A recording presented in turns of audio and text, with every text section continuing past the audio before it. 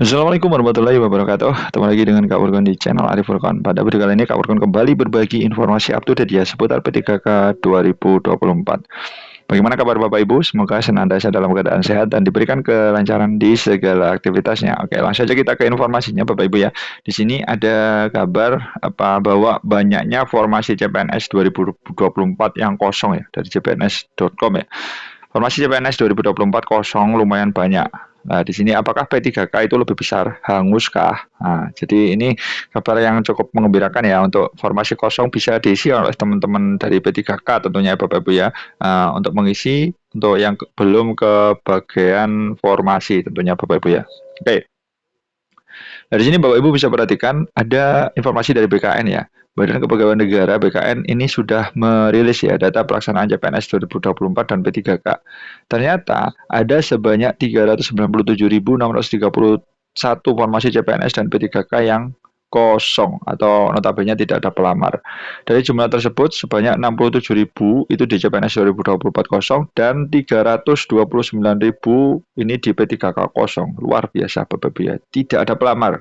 Nah, jadi ini kesempatan Bapak Ibu ya yang belum mendapatkan informasi mungkin bisa direlokasi di sini ya Bapak Ibu ya. Oke, Kepala BKN Yudan Arif juga mengungkapkan Panselnas melalui UBKN ini berupaya menyelesaikan masalah Hong di sini kekosongan ini melalui kebijakan pengangkatan menjadi CSN baik sebagai CPNS maupun P3K melalui seleksi CASN 2024. Tentunya salah satu langkah strategis yang mendapat perhatian adalah penghapusan ambang batas passing grade dalam seleksi P3K 2024 yang dinilai sebagai kebijakan solutif bagi tenaga honorer.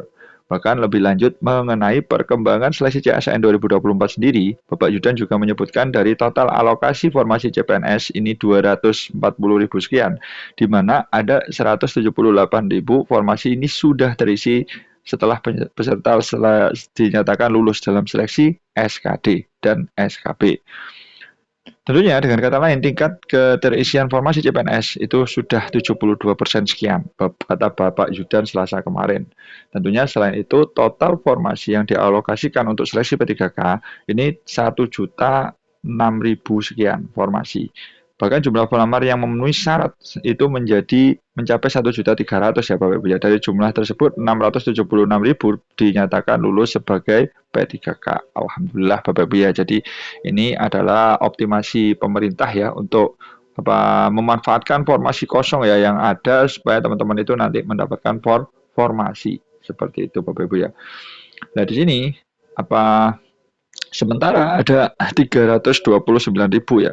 Formasi masih tersedia akan diperebutkan dalam seleksi P3K tahap 2 yang tengah berlangsung. Nah, kalau nggak salah di seleksi kompetisinya itu sekitar habis hari raya Bapak Ibu ya, sekitar bulan April.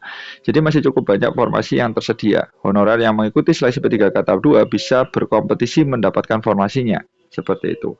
Bahkan Kepala BKN menyampaikan sebagai langkah lanjutan bagi 680.723 pelamar yang belum lulus pada seleksi P3K tahap 1, pemerintah telah menyiapkan formasi P3K paruh waktu sebagai alternatif untuk memenuhi kebutuhan tenaga kerja di sektor pemerintahan. Nah, ini sudah ada solutif yaitu P3K paruh waktu Bapak Ibu ya.